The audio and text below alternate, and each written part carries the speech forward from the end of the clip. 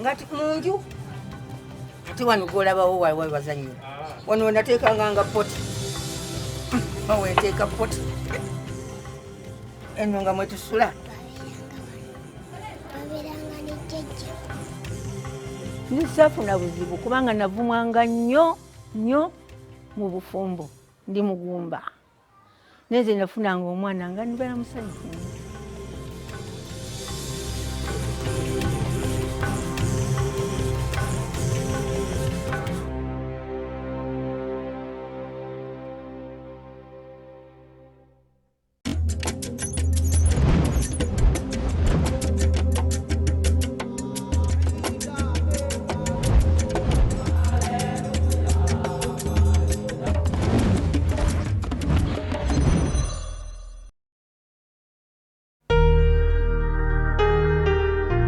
The world is full of heroes and saints. Many, like Mother Teresa and Nelson Mandela, have become internationally recognized icons, praised for their selfless acts of kindness and contributions to society.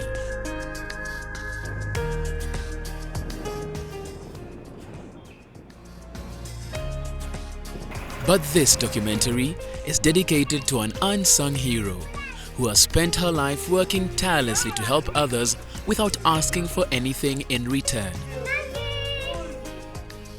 This is Bena Nakijjoba's story.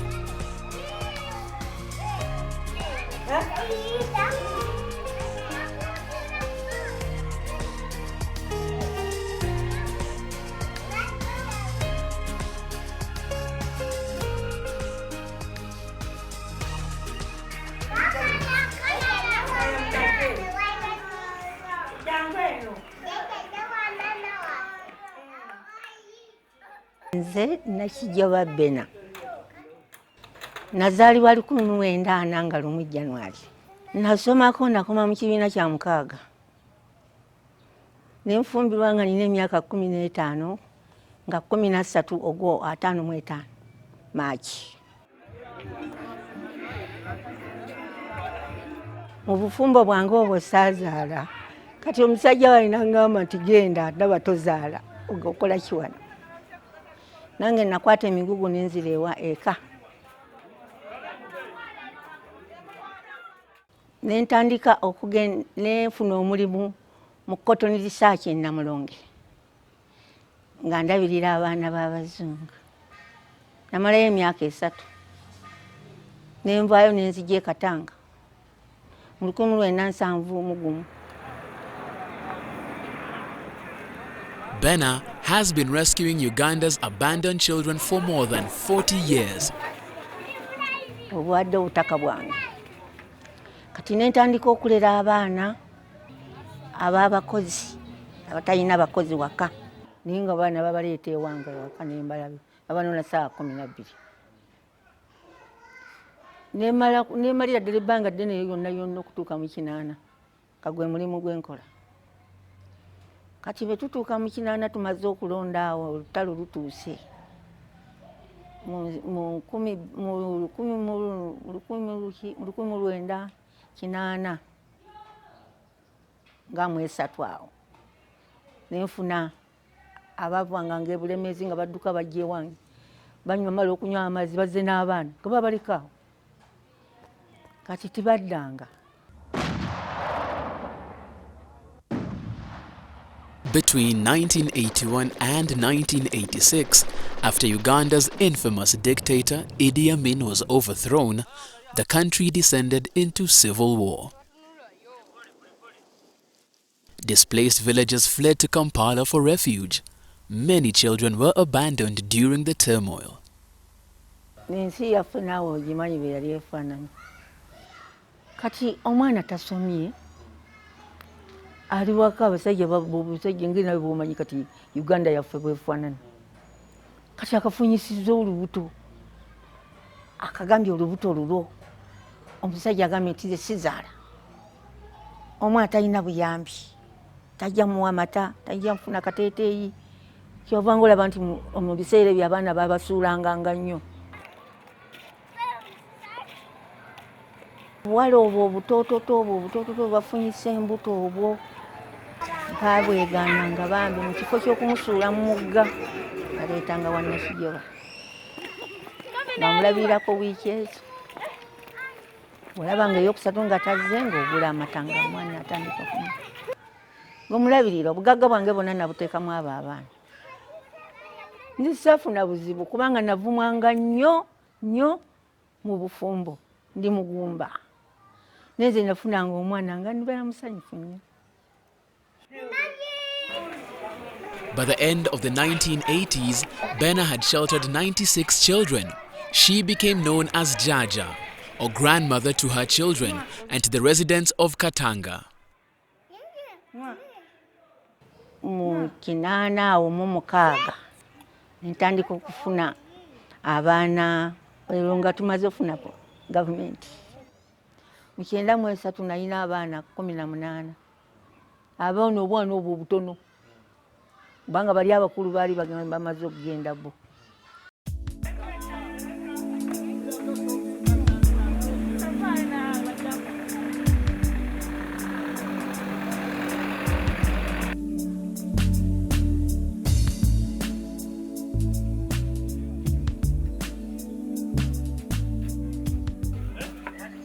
In 2000, Bena's routine with the children was loving but bordering on wretched. Bena can go back to the shanty where she slept, ate, cleaned and loved the children for nearly a decade. A wreck of a place, squalid as she remembers, surprisingly with some fondness mixed with her disgust.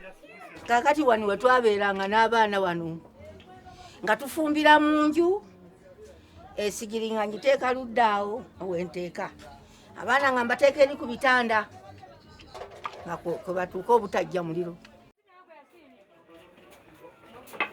nga mu nju ate wano gw'olabawo wawe bazannyira wano wenateekanga nga poti wenteeka poti eno nga mwetusula naye nga mpa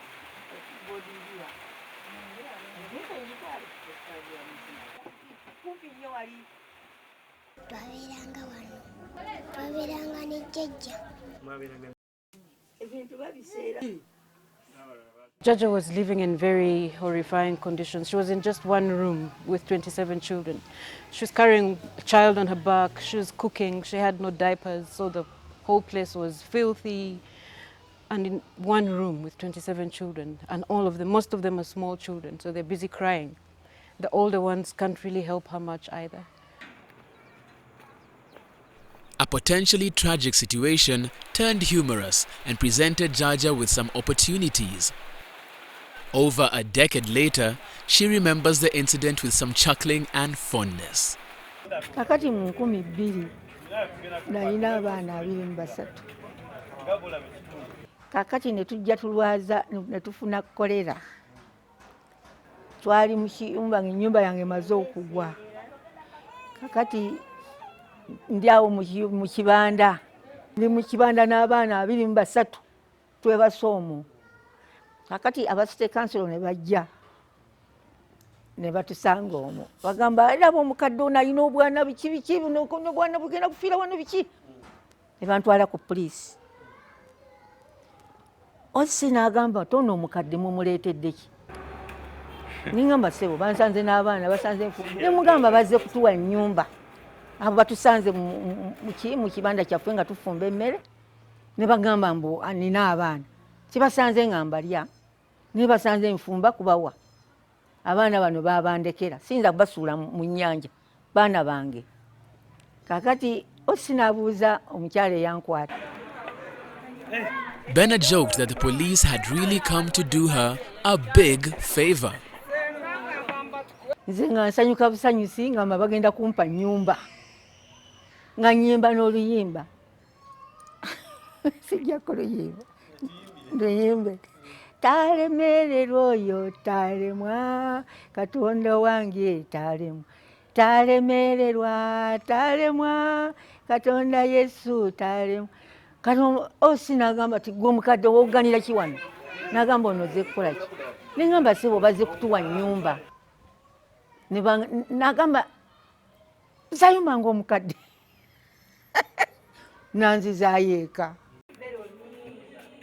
Her little joke helped her get out of the police station, but straight back to the horrible little slum she and the kids called home.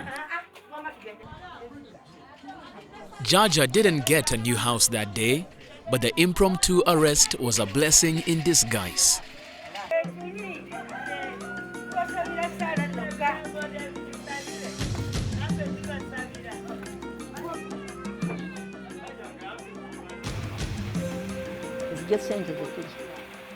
Kakati okuva olwo bwe baamala okuntwala ku poliisi ne baleeta ne TV ne zinkuba byo mawulire ne bankubamu pozi olwo mukama akola ki anzijayo. Abantu ne batandika okundeeteranga ebintu ebyokulya okwambala. Mukama abawa obugagga nga nange bwendya. Awo nentandika okufuna abagenyi bava mu Amerika, bava mu India, bava mu Japan, bonna nga bajja wa Nakijjoba. Naye nga bajja baleeta sukaali, baleeta obuwunga, baleeta omuceere, nze nga sikyabonaabona mu kulya nga bampa ne ssente eziweerera abaana.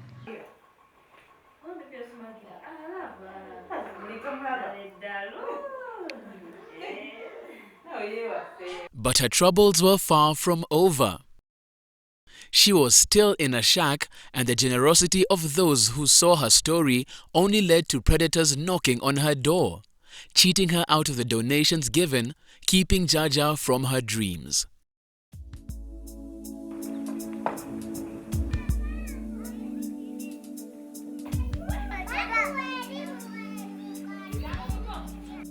Nawulira essanyu naye ate ne ŋŋamba abantu bangi bazze wano ne balya ssente zange.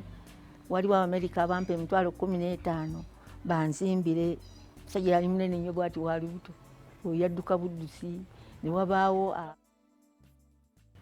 miliyoni 15 mbadde tenjogedde, oyo n'agenda. Ne wabaawo Abajamani bajja ne bampa miliyoni 6 era banzimbire, tebazinkwasa. Oyo naye n'adduka. Naye bwe waŋŋamba nti bajja kukola ki, bajja kujja bakuyambe. It was 2010, and once again, it was the result of a TV report that hope returned. WBS TV ran a story on people in need. Once again, the plight of the 72-year-old woman and her 27 children living in a one-room hut was front-page news.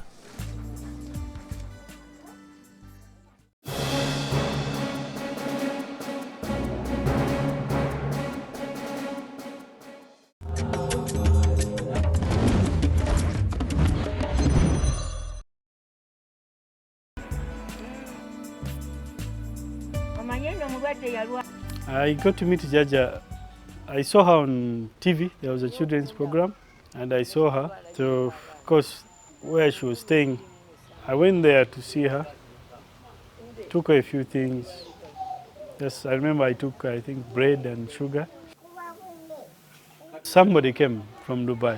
I was working in a tour company. So when she came, she sent me the emails, and we were telling her this, that, about how her safari would go. And then she asked me if I could look out for an orphanage where she could offer help.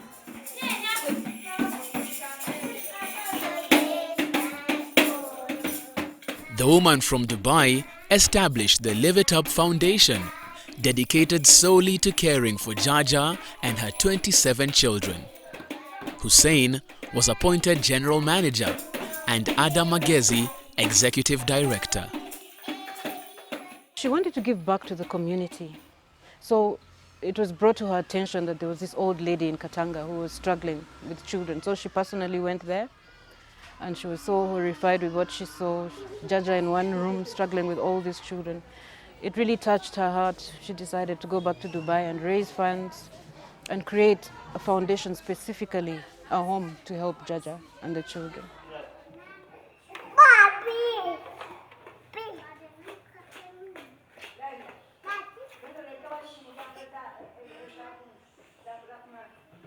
The ladies from Dubai contacted me again. And they said they wanted to help Jaja. They wanted to help the children out of the situation that we're in. And she asked me if I could help. And of course, I'd always wanted to help. I wanted to help the children as well as Jaja. I said, yes, I will help. So she asked me to look for a house for them. She was about to meet the people who would finally reward her for her good deeds and change her life once and for all. But she had a hard time believing again. It was too good to be true. Bwe nakusekerera naseka nnyo nnyo nnyo neŋŋamba wuno omwana omuto bw'agenda kunnyamba neŋŋaana mu mutima nagaana naye bwe babaleeta bambi ne bajja ne bandaba ne bagamba omukazi akaddiye abaana bangi ate abaana basoma tibiki kale kibava batuwa ebintu bingi nnyo nnyo nnyo kale bambi nensanyuka neŋŋamba osanga bano banaatujja eno bwe ntyo nenfuna enzikiriza naye ate bwe wayitawo akaseera neŋŋamba munalimba.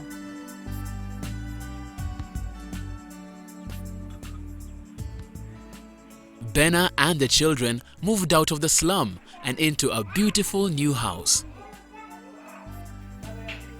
The foundation also hired a team of people to help Bena care for her children.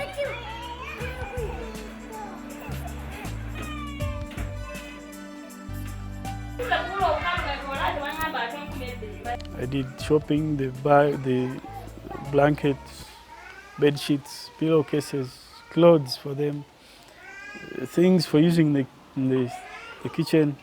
And on the 15th of I got the house. I thought I should get a house that is close to where she was staying, in case the other people want to come and see her, or her own relatives, or some mothers of children, parents of children, those who, because they abandon them, then they come and bring a few things here and there.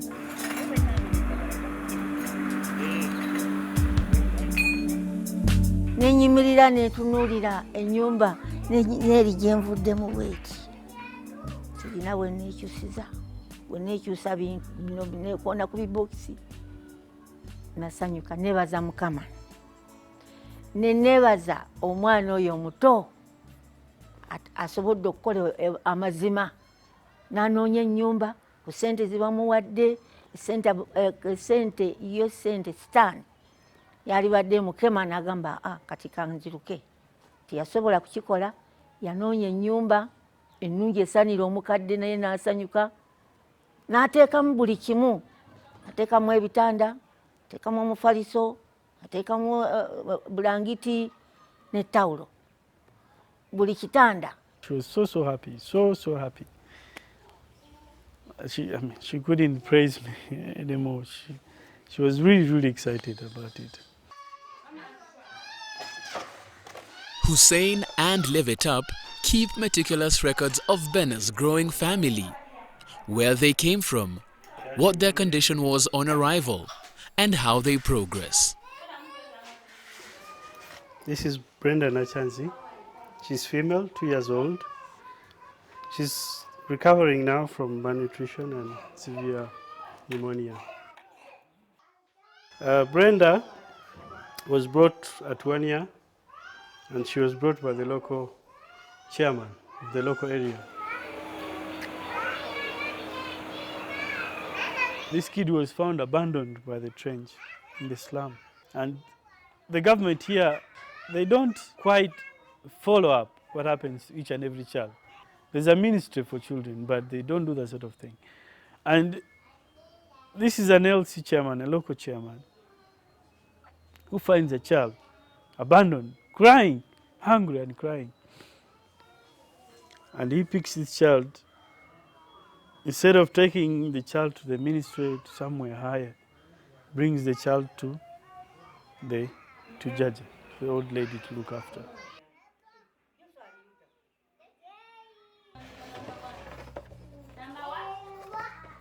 This one here is Ruth Nakakawa. She's 4 years old. She's disabled. And she was brought to Jaja, one of the girls that Jaja used to look after. She told Jaja that the father of Nakakao refused to take care of her because she said he couldn't bear a child who was lame. So he abandoned her. He abandoned the mother of the child, and the mother in turn abandoned the child at Jaja's home.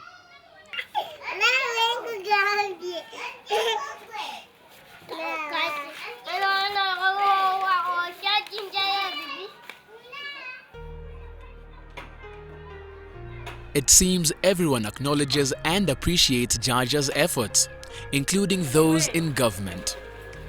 Eric Sekadebe, the Defense Secretary, is full of admiration for the old lady and is sure glad that her life and that of her children has been uplifted. Jaja mmanyi nga omuntu ayamba abaana bwe basudde n'abali babalina naye nga tebasobola kubalabirira ne babasuula ne bagenda mu myenge. Era kyayamba nnyo okulaba nti jjajja oyo yatandika okukolagana n'abakyala abo amalaaya abaali basuula abaana abo. Kati malaaya natawarizibwa kusuula mwana oyo ku ttale, kati ye bwe yalabanga omwana amukooye n'amuleeta wa jjajja oyo. Jjajja n'asobola okuba ng'akola ki? Amulabirira. Kale ne kiyamba abaana bangi okusuulibwa mu kasasiro oba mu sewage. Kati ne kiba nga ekyetaago ekyo abali mu mbeera eyo bakyajja nga abakalubiriddwa embeera yaabwe. Era ne mu wiiki ewedde olwo yajja n'agamba nsaze magezi ki munyambe mutya nkulaba nti musobola okunnyambira omwana wange.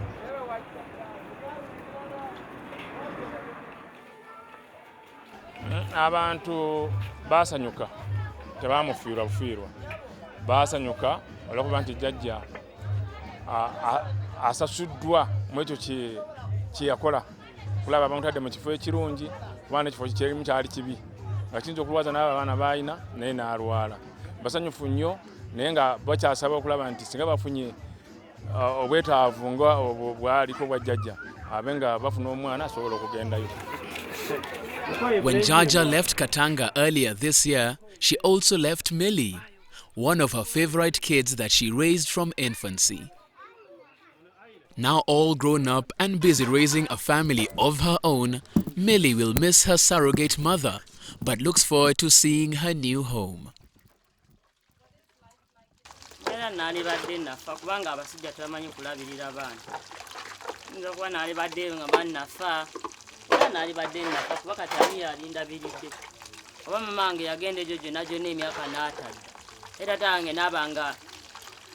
Nga singa gye yandeka gye teyanzikiriza katatange singa emyaka gye yamala nga taliiwo.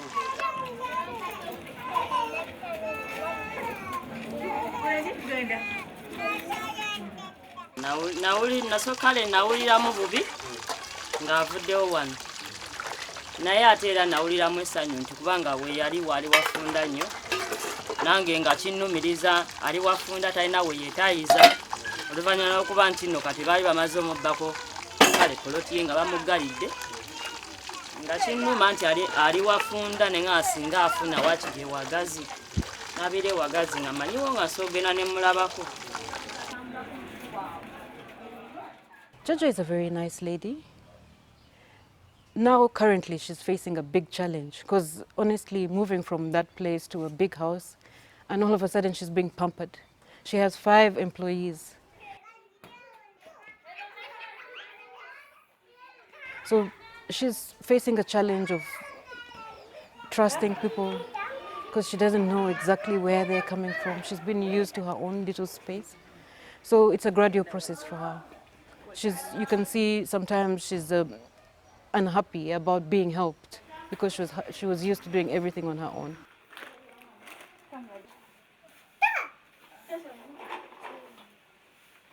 I work as a matron here. My daily jobs to ensure that the children have got their meals in the time, they are clean, to make sure that the place is kept clean, also to teach the younger ones who do not go to school.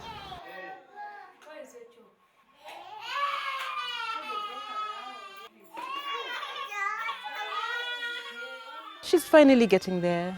She's relaxing and beginning to trust people. And I think she's enjoying being pampered now. We gave her a title of queen. We told her all you do is just sit back and give love. You've shown love, you've worked so hard, now it's your time to sit back and relax.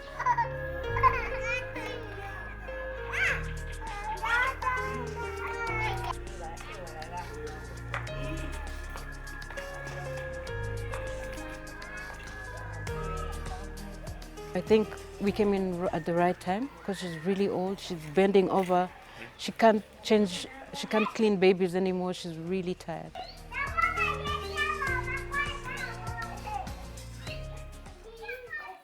Nsiimuula ekisenge kyange, nzannya n'abaana mpola mpola. Byebyo byenkola.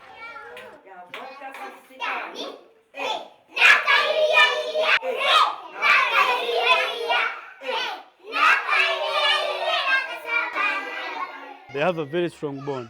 Everything she tells them, they listen. Some of them, initially, they did not want to sleep in their beds. They wanted to sleep near her. Buli obuto. Mbwagala nnyo saagala busula eri. Njagala kuba n'abaana wano mu mutima gwange. Njagala kubeera n'abaana bwe nsanyuka. Ekisenge eky'omu sikyagala. Veronica, Kevin, Mariam and Kasim are now siblings, abandoned by desperate mothers struggling to find work and feed their families. Before she met Hussein and Ada, the best Jaja could hope for was to keep her children alive.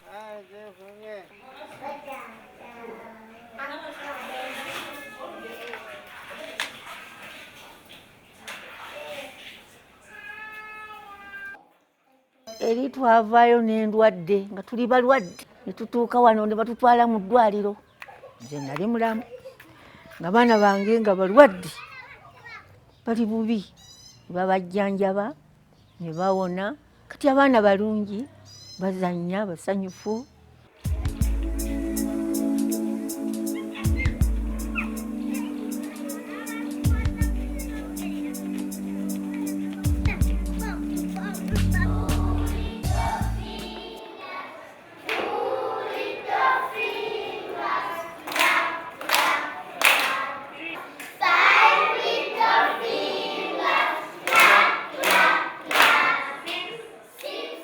At just 4 years old, little Ruth is particularly bright. And Rogers, one of Jaja's older children, has a promising future in football. The future for the home, I hope we can move to a bigger place, put all the small children into school eventually, and hopefully we'll get them employed as they finish. We hope they can all go to university and prosper. Maybe one day one of them will be a minister. Nga nneeraliikirira emmere nga bwe bange egenda okuggwawo ne nneeraliikirira ti abaana bange banaalya ki. Naye kati ndi musanyufu, buli kimu kituwa. Bwe ngamba nja kunywayo juice ng'omundeetera, nja kunywa amata ng'ogaleeta. Kati ndi musanyufu era nina emirembe.